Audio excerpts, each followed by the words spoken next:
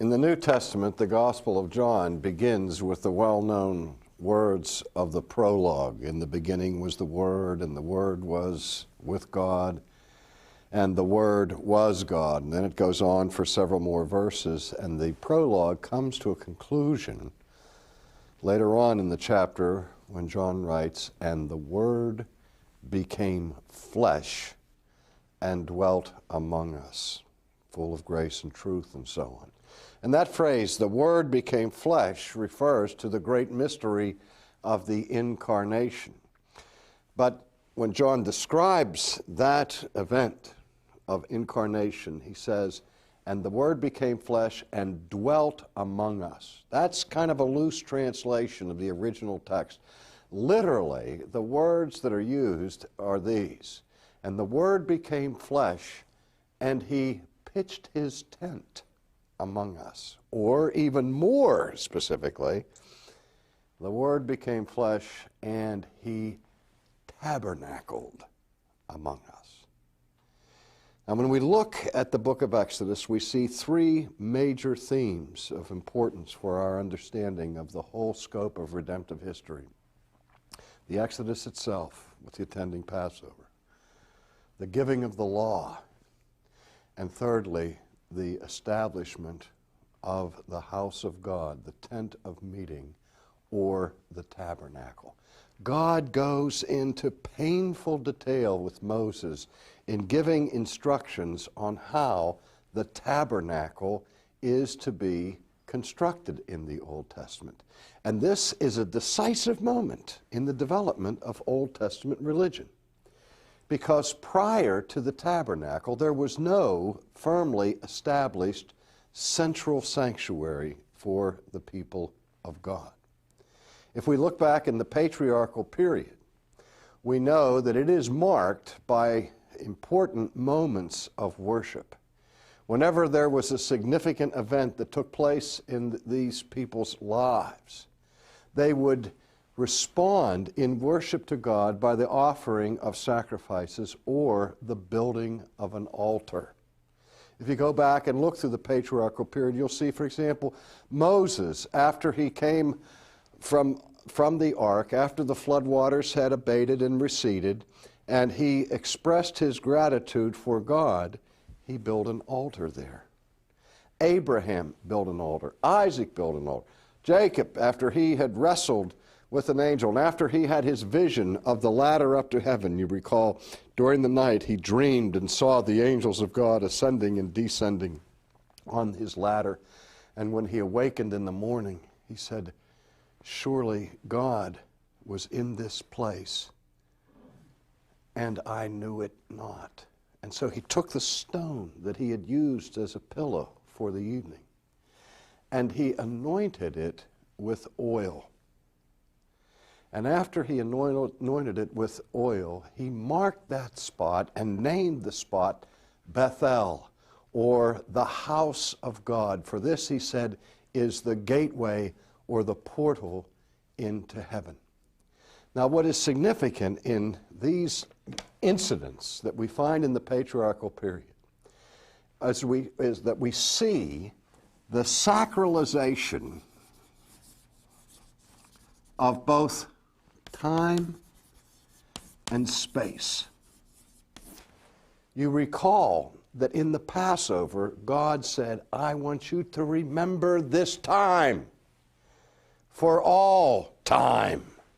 And so God took the ordinary days of that period and made them sacred, consecrated them by the memorial of the Passover.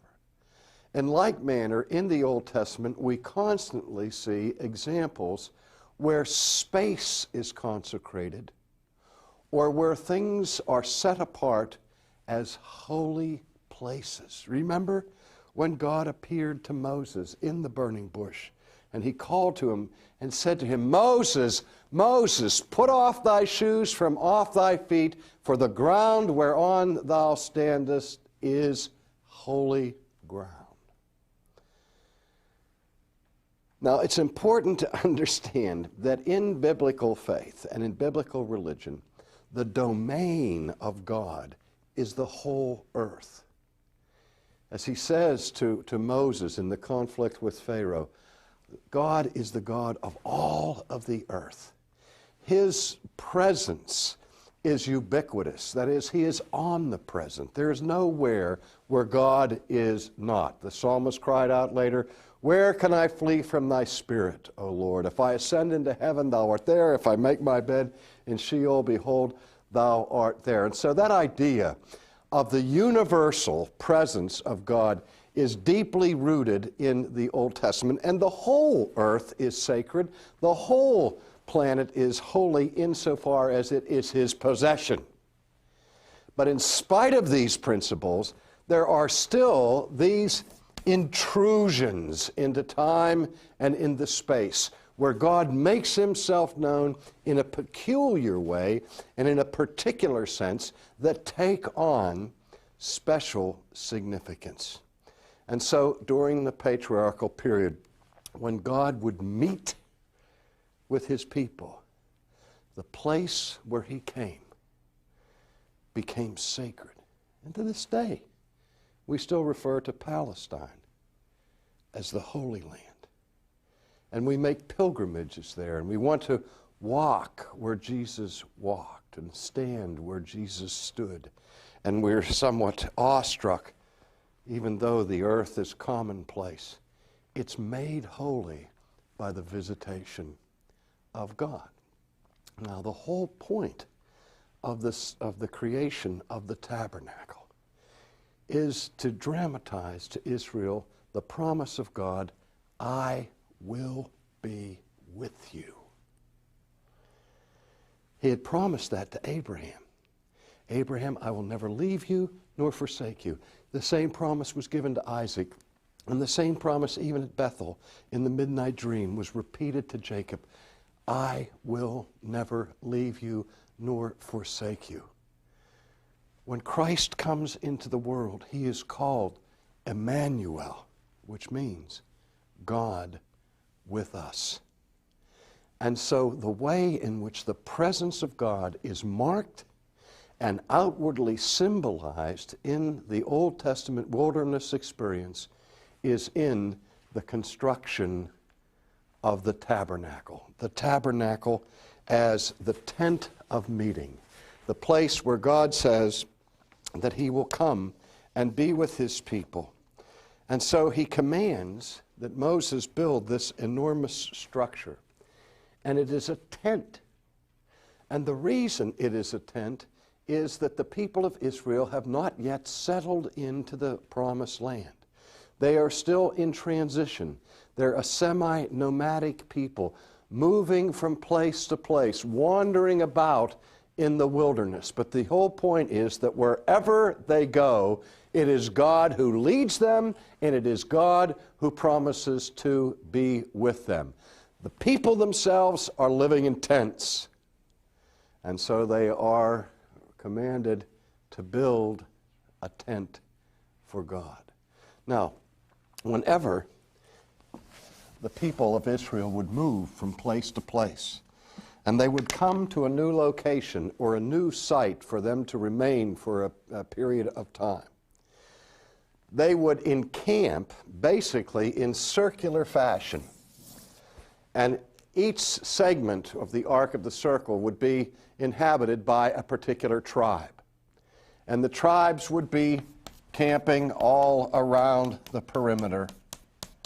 But in the direct mathematical center of the camp was to be the tabernacle, the tent of meeting, the house of God. Now, this symbolized many things. As I've said already, it indicated the visible reminder of the promise of God to be in the midst of his people. I remember back during the civil rights movement in our own national history, a song was composed that became popular, particularly for those who were involved in civil rights marches and so on. The people would sing together, "We shall not be moved." You remember? We shall not be moved, and so on. And those words were borrowed directly from the Psalms of the Old Testament, specifically from Psalm 46, where that psalm talks about the threat of destruction and catastrophe that might befall the nations. The sea roars and is troubled, and the sea beats against the sides of the mountain, and the storm is so great that perhaps even the mountains will be cast into the midst of the sea. But in contrast with the threatening imagery of the storm and of the sea is the peaceful and calm image of the river. Traditionally, in Hebrew poetry, the sea was the symbol of threatening power, where the river was the symbol of life.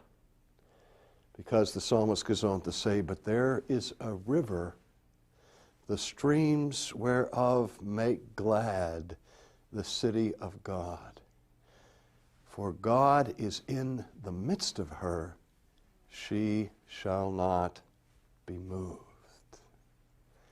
In other words, the reason for the psalmist's confidence of enduring and of stability and of permanency was the promise that God would be in the midst of his people.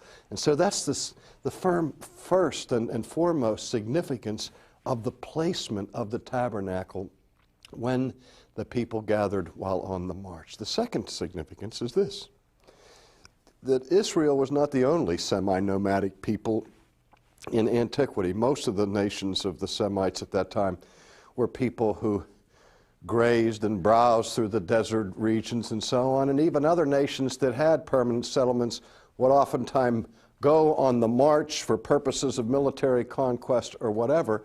And the custom in antiquity was that when the nations were on the move and lived in tents, the central tent in the establishment was always occupied by the king.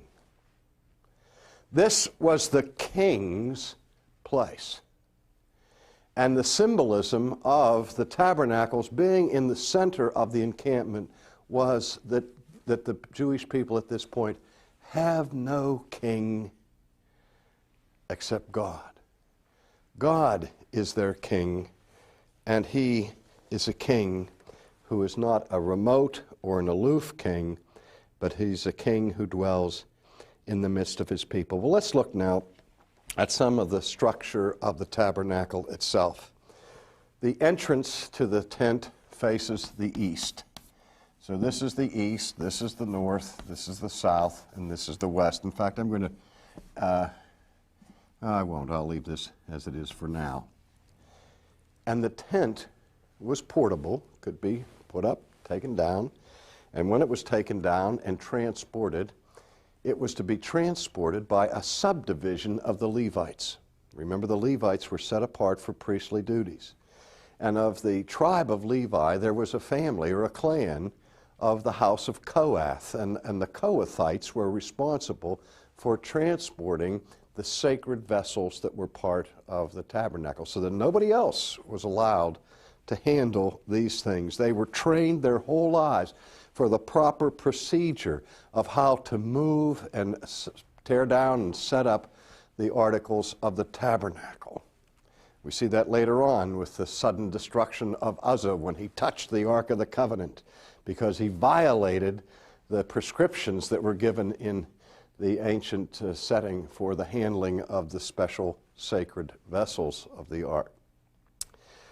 The tabernacle itself, or the sanctuary, was 1,200 square yards in size. 1,200 square yards. That is a huge tent. But the sanctuary itself had the bulk of the space of this tent was what was called the outer court. And then there was the inner court, which was called the holy place. And then the innermost court was called the Holy of Holies, or the inner sanctum, or the Sanctus Sanctorum, the most holy place. Now, it is significant that the perimeter outside was protected by the Levites. And the rank and file person did not come into they would come up to the tabernacle, but they didn't enter the tabernacle. And certain things took place inside the sanctuary. Now, again, the inner sanctuary, including both the holy place and the Holy of Holies, was 55 feet by 15. And in the outer court, there were two articles that were found there. There was the laver and the altar of burnt offering. Now, the laver was made, let me see, first of all, was made chiefly of bronze, and it was the place where the priests would come to go through the purification rites. Before they could fulfill their priestly duties, they had themselves to be cleaned. They had to wash. And the word laver is the word from which we get the word bath. And so they would, as it were, symbolically take a bath by cleansing themselves in the water that was contained in the bronze laver. Now, the altar of burnt offering is the place where the animal sacrifice were burned, and it was out there in the outer court. And it had 4 posts, one on each corner, that were called the horns of the altar. And sometimes the animals would be fastened to the horns of the altar in order to facilitate the whole process of slaying them and burning them. We remember when Absalom sought sanctuary by running in and grabbing hold of the horns of the altar. Now, the interesting thing to me is that as you go closer to the Holy of Holies, there is a progressive level of sacredness which is indicated by a progressive level of the preciousness of the materials that are used for the vessels and the furniture therein. Now, again, come back to the big picture. There is this circle that describes the whole camp. And everything outside of the encampment was considered unclean. This was the place of the Gentiles. This was that which symbolized the outer darkness being removed from the center where God pours out the gifts of His mercy and of His grace. And the closer you get to the center, the closer you approach the direct presence of God. Now again, they understood that God actually was everywhere. But in His redemptive activity, where the means of His grace were focused, there was this most sacred of all places, the Holy of Holies. And the further you got away from the Holy of Holies, the further you were moving to that place which was unclean and symbolized the outer darkness. The symbolism of this is used throughout the teaching of the Scriptures, in the writings of the prophets and on into the New Testament. It's been said, for example, that the Gospel of John follows in its content and the book of Revelation very heavily upon the furniture that was found first in the tabernacle and later in the temple, where you have the candlesticks and all of that sort of thing repeated. And that Christ in the Gospel of John is called the light of the world. Because in the holy place, you had the candlestick, the 7-branched candlestick, the menorah, where the light was kept perpetually burning, again symbolizing the eternal presence of God. And also in the holy place, you had the altar of incense. And it was smaller than the altar of burnt offering, but was comprised of more precious materials. But the purpose of the altar of burnt incense was to illustrate the work of prayer. The priests would go there and offer their prayers for the well-being of the people. And the significance of the incense was that as the incense burned on the altar, it gave a pleasant aroma to the environment. And that was important because remember, you're slaughtering animals in and around this sanctuary, and that is somewhat odoriferous from time to time.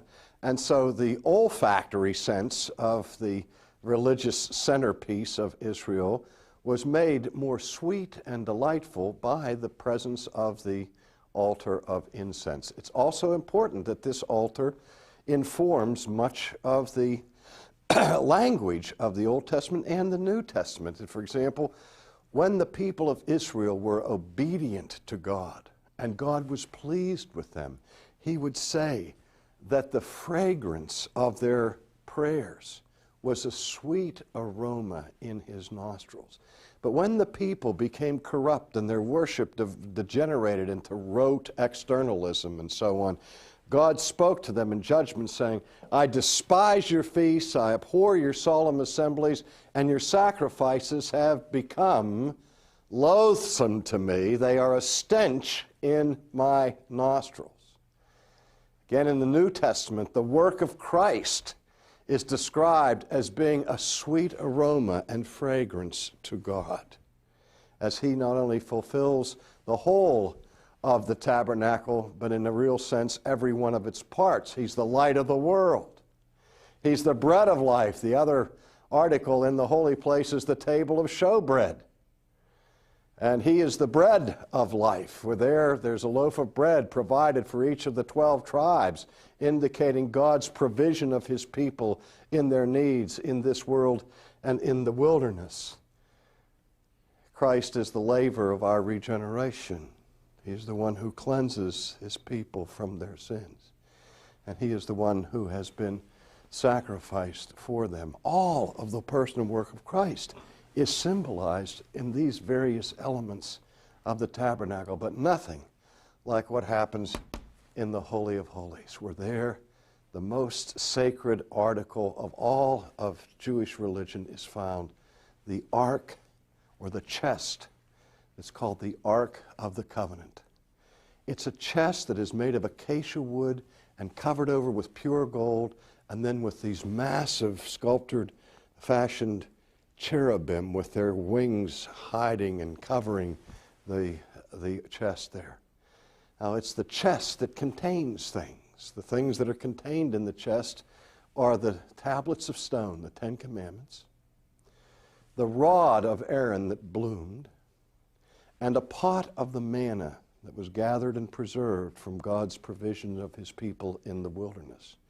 But the most important thing about the ark was that the lid of the chest was called the mercy seat, because the Ark of the Covenant was the symbol of God's throne, his throne of authority and the seat of judgment. So that it was into the Holy of Holies that the high priest, and only the high priest, could go, and only once a year, on the day of Yom Kippur, and even then only after specific ritual cleansing that was elaborate. And there he went and sprinkled the blood of the lamb on the mercy seat. In Greek, it's called the hilasterion, or the reconciliation, because in that action, the blood of the sacrifice becomes a covering of the judgment seat of God that protects us from his judgment. And so the whole work of redemption, its judgment, its mercy, is found in the living symbolism of the tent of meeting that God visits with his people.